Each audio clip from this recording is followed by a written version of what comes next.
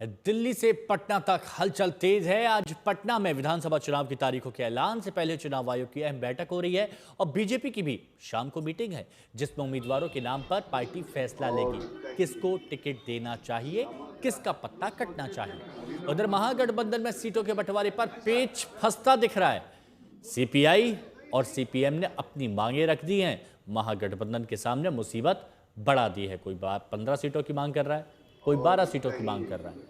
सियासी शोर है, बिहार में चौतरफा पार्टियों का जोर है।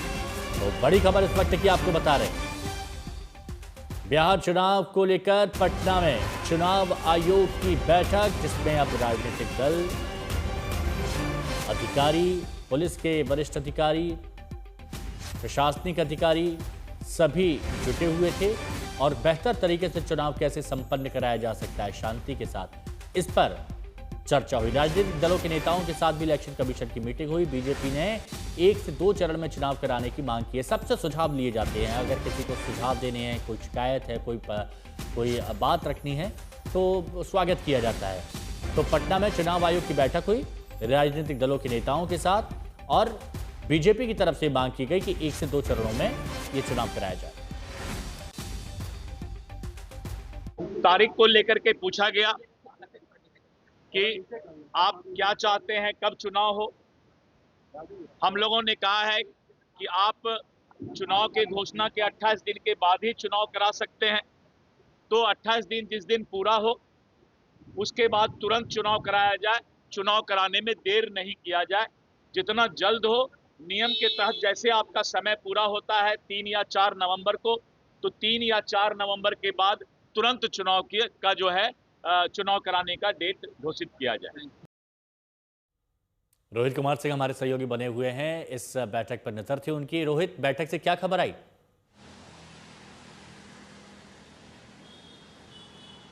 देखिए, बैठक लगभग जो है वो समाप्त हो चुका है और तकरीबन जो है 2 घंटे की ये बैठक जो है वो चली है और इस दौरान कई राजनीतिक दलों ने अपनी अपनी जो है मांगे भी रखी हैं। बीजेपी ने बताया है कि 1 से 2 चरण में जो है अगर चुनाव हो तो ठीक है, और ऐसी ही मांग जो है अन्य जो एनडीए के घटक दल हैं उन्होंने भी रखा है।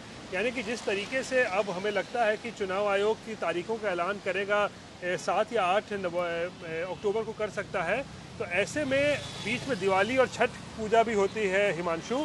तो अब लगता है कि क्योंकि छठ पूजा 28 अक्टूबर को है, यानी अब ये नवंबर में ही जो है वो वोटिंग की प्रक्रिया जो बिहार में जो है वो हो सकेगी और संभवतः ये हम कह रहे हैं कि 2 चरणों में जो है वो चुनाव हो सकता है संपन्न। हालांकि मांगे जो है 1 चरण में भी करने की जो है वो बीजेपी की तरफ से उठाई गई है कि एक ही बार में जो है वो चुनाव संपन्न करा दिया जाए। तो अभी राजनीतिक दलों के साथ चुनाव आयोग की बैठक जो है वो लगभग अब समाप्त हो चुकी है और अब लंच के बाद जो है वो तमाम ज़िलों के DM, SP, commissioner, IG, DIG के साथ जो है उनके साथ चुनाव आयोग की बैठक होगी। समीक्षा की जाएगी कि किस तरीके से पूरे बिहार में सभी ज़िलों में किस तरीके की तैयारी जो है वो इस वक्त चुनाव कराने को लेकर चल रही है हिमांशु।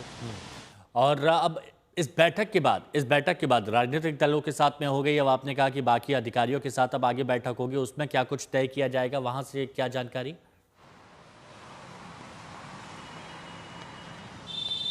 जी देखिए, अब बिहार में चुनाव की तैयारी तो लगभग पिछले कई दिनों से चल ही रही थी। सबसे बड़ी प्रक्रिया जो है एसआईआर की, इतने बड़े कह सकते हैं काम को चुनाव आयोग ने पूरा किया है। फाइनल लिस्ट भी जो है वो वोटर लिस्ट तैयार हो चुकी है। तकरीबन 7.42 करोड़ मतदाता जो है इस बार बिहार में वोट करेंगे।